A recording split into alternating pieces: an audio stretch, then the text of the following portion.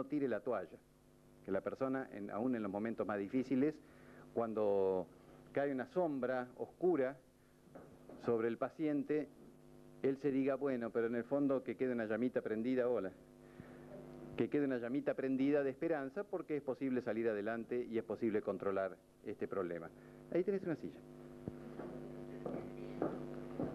Entonces, lo que quiero decir es que parte de que esta charla no es una charla aislada, sino que la charla, los folletos, la transmisión permanente de experiencias entre las personas que han vivido cosas en relación con esta enfermedad, la posibilidad de fotocopiar libros y que circulen, o de videos, el taller para familiares de pacientes que pensamos organizar, que ya está organizado, digamos que vamos a alargar próximamente con la doctora Hidalgo, que está hoy acá presente.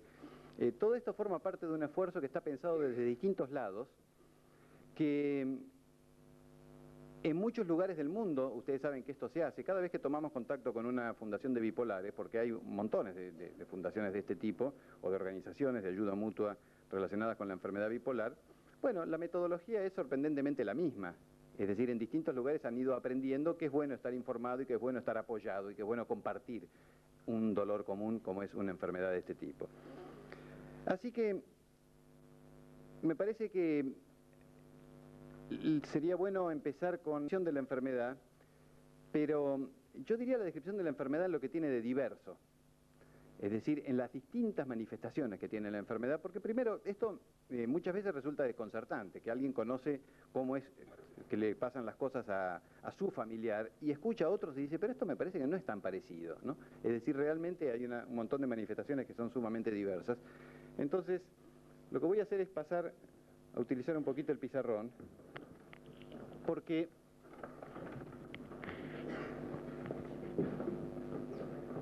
yo quisiera...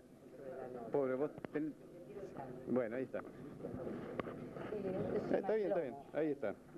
Vos actuás de plomo hoy. Muy bien. Bueno, para hablar de la diversidad de las formas en que se manifiesta la enfermedad, yo quisiera empezar señalando algo que la mayoría de ustedes saben, porque es el eje de lo que se transmite en las reuniones, y no por casualidad es también el logotipo de nuestra fundación. El logotipo, que está hecho por un artista maníaco depresivo, consiste en algo que muestra la oscilación, la sinusoide, la subida y la bajada. Esto es la enfermedad. Vamos a decirlo de una forma muy elemental. Después, ¿por qué se produce? ¿Por qué a cierta edad? ¿Por qué a una persona sí y a su hermano no? Hay mil cosas que son matices y muchas de ellas las ignoramos. Pero hay unas cuantas cosas fundamentales que sí sabemos. Que la enfermedad bipolar se caracteriza porque tiene dos polos. Hay un polo de subida y hay un polo de bajada. Ahora, esto es lo que unifica a la enfermedad, es lo que tienen en común todas las manifestaciones, pero vamos a hablar ahora de las variaciones. Porque hay personas que tienen, ustedes lo saben, un polo de depresión muy importante y el polo de la exaltación muy suavecito, tan suavecito que prácticamente ni se nota. Y hay personas que tienen el polo de la exaltación muy alto y el polo de la depresión tan suavecito que prácticamente ni se nota. Entonces esto muchas veces resulta desconcertante para los propios médicos, y ustedes saben que uno de los problemas que tenemos, y es un hecho bien documentado y que se conoce que ha sucedido en muchos otros países también, es que esta es una enfermedad que por un lado es tratable, pero por otro lado muchas veces hay errores de diagnóstico. Entonces, una vez más, lo que estamos haciendo desde FUBIPA no es solamente los grupos de ayuda mutua, no es solamente este tipo de charlas como la que yo tengo hoy, sino que también hay un esfuerzo educativo sistemático para actualizar a los médicos y a los psicólogos en el tratamiento de la enfermedad. Y bueno, a lo largo de los años, con una charla aquí, un curso allá, etcétera, etcétera, creo que estamos haciendo algo para que esta enfermedad sea mejor reconocida y tratada más tempranamente. Ahora, ¿por qué digo que esto puede inducir a errores? Porque hay una cuestión fundamental, que es que en el tiempo, es decir, en un momento dado, uno ve esto, uno ve a una persona que está en un estado de exaltación, o ve a la persona que está en un estado de depresión, o lo ve normal en otro momento. Entonces la persona que ve a un paciente en un momento, es muy posible que lo vea simplemente deprimido. Y si no se detiene a preguntar, averiguar, hablar con la familia, averiguar si ha habido estados de exaltación en el pasado, entonces no va a poder llegar al diagnóstico de enfermedad bipolar porque hace falta tener los dos polos para hacer el diagnóstico. Entonces esto que parece muy sencillo, en la práctica tiene consecuencias muy importantes.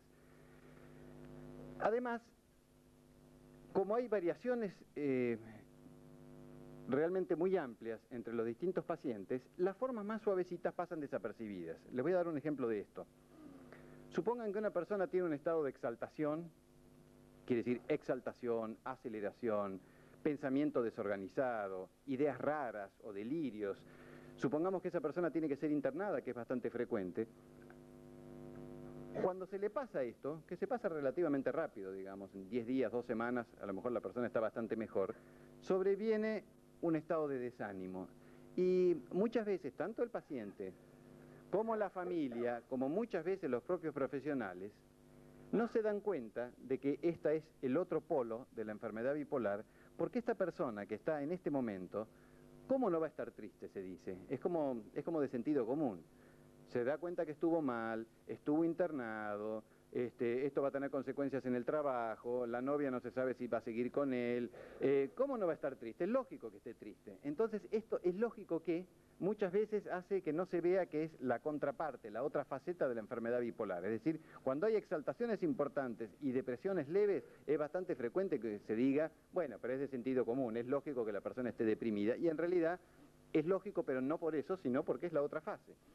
Inversamente, hay una imagen opuesta, que es cuando una persona está, pongamos por caso, muchos meses deprimida y se siente bien, muchas veces se produce el fenómeno inverso. Entonces, alguien dice, pero escúcheme, yo no sé si es normal que esta persona está durmiendo 6 o 5 horas por noche, se la pasa hablando por teléfono, con mucho entusiasmo, agota la agenda de tanto llamar a los amigos, está llena de ideas, etcétera, etcétera. Y la persona dice, es lógico, porque yo estuve 7 meses en la cama llorando y pensando en suicidarme, ahora tengo ganas de vivir, es lógico que tenga ganas de vivir. Quiero recuperar el tiempo perdido, quiero vivir intensamente, estoy viviendo la sensación de alivio. Entonces, fíjense que en los dos casos de lo que estamos hablando es de un polo y el otro polo, y cómo estas manifestaciones, sobre todo cuando son manifestaciones suaves, parecen tener sentido, parecen lógicas. Y con alguna frecuencia a mí me sucede que viene una consulta de alguien que está siendo tratado por un profesional y los propios profesionales dudan con respecto a qué pasa con estas manifestaciones que son menores. Porque en realidad esto no hace mal a nadie en general. El que una persona duerma pocas horas, trabaje mucho, hable bastante por teléfono, en realidad no es el tipo de problema que realmente afecta profundamente la vida de la persona. Este tipo de enfermedad, muchos de ustedes lo saben, se llaman bipolares 2.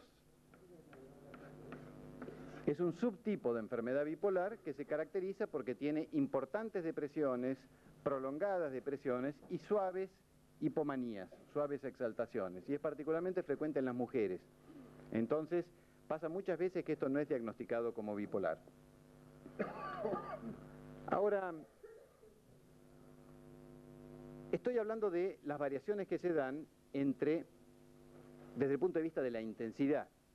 Quiero decir, entre la persona que tiene una exaltación tan importante, y ustedes han escuchado en los grupos esto, que la exaltación es tan importante, que se desorganice, que tenga ideas raras, que tenga conductas muy extrañas y que muchas veces sea necesaria la internación, y la persona que tiene una hipomanía suave, y entonces parece como si tuviera, bueno, un entusiasmo un poco excesivo, ¿no? Es muy frecuente que las propias familias digan, bueno, está pasada de revoluciones, o está demasiado enchufado, no más que eso.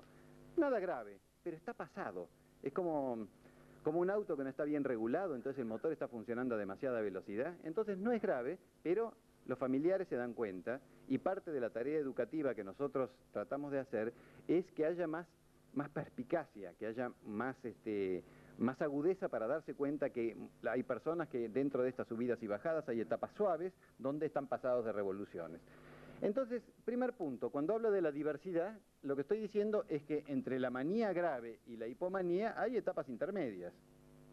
Y que entre la depresión suavecita y comprensible y la profunda depresión de la persona que está tirada en la cama, absolutamente incapacitada, que no puede hacer absolutamente nada, y que se pasa el día llorando y no duerme y no hace otra cosa que pensar en la muerte, hay también una serie de